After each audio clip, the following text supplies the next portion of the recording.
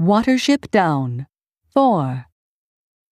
But Hazel, you didn't really think the Chief Rabbit would act on your advice, did you?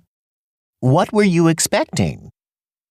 It was evening once more, and Hazel and Fiver were feeding outside the wood with two friends.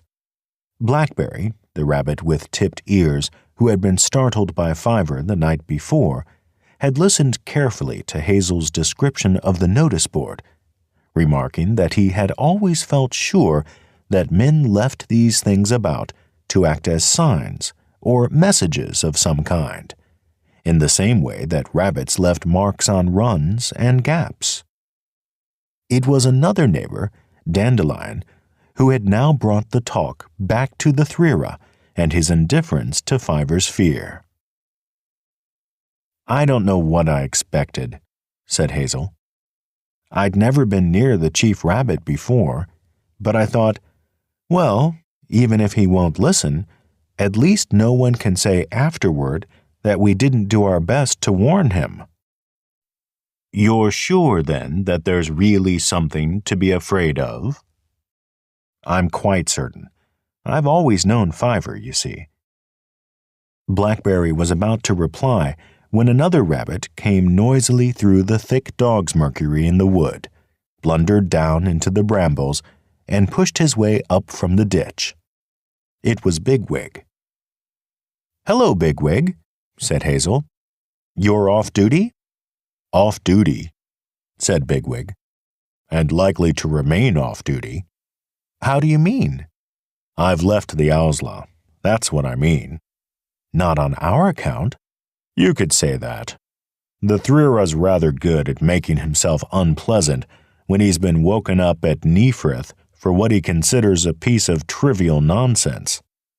He certainly knows how to get under your skin. I dare say a good many rabbits would have kept quiet and thought about keeping on the right side of the chief, but I'm afraid I'm not much good at that.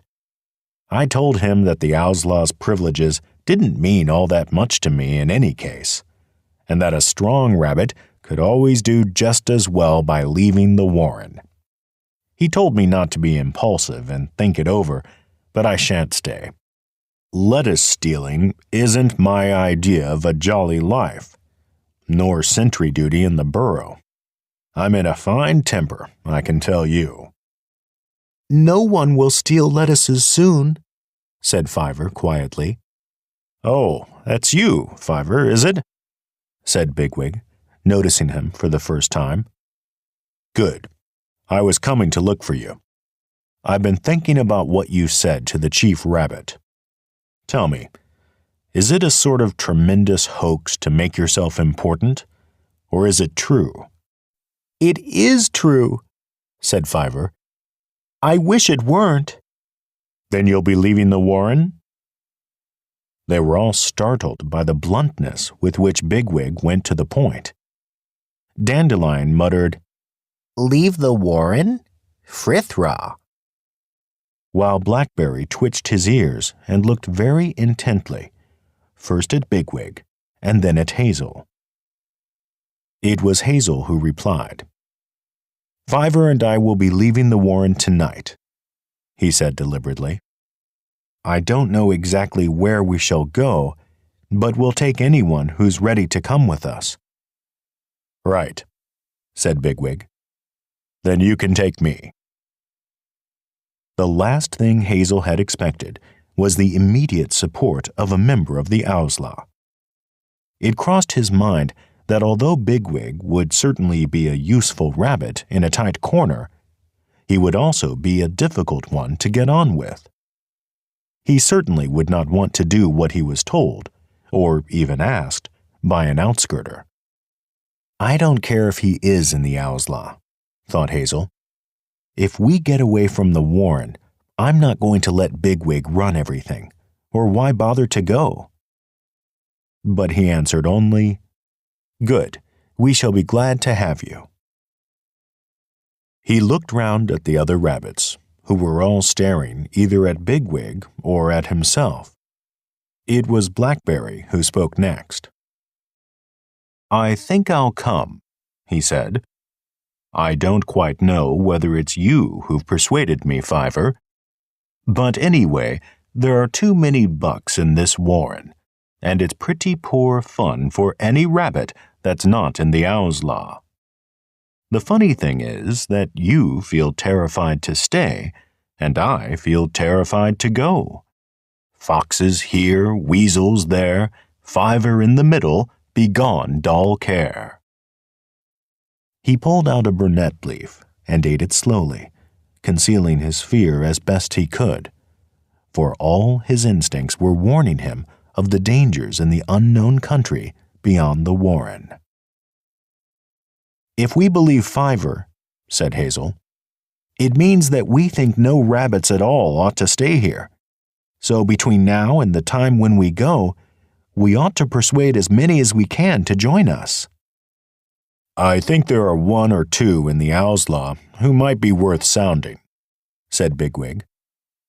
"If I can talk them over, they'll be with me when I join you tonight. But they won't come because of Fiver.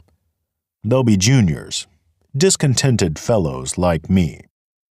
You need to have heard Fiver yourself to be convinced by him. He's convinced me. It's obvious that he's been sent some kind of message, and I believe in these things.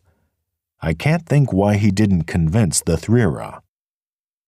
"Because the Thrira doesn't like anything he hasn't thought of for himself," answered Hazel. "But we can't bother with him any more now. We've got to try to collect some more rabbits and meet again here, Fu and Lei.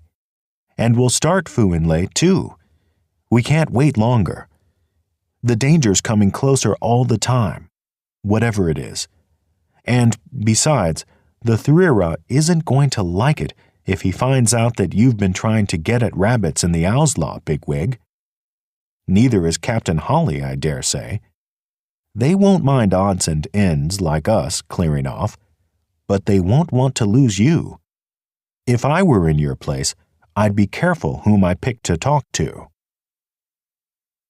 It was actually about an hour after moonrise, and a good while before midnight, when Hazel and Fiver once more came out of their burrow behind the brambles and slipped quietly along the bottom of the ditch. With them was a third rabbit, Hallow, Pipkin, a friend of Fiver. He too was small and inclined to be timid, and Hazel and Fiver had spent the greater part of their last evening in the warren in persuading him to join them. Pipkin had agreed rather hesitantly. He still felt extremely nervous about what might happen once they left the warren, and had decided that the best way to avoid trouble would be to keep close to Hazel and do exactly what he said.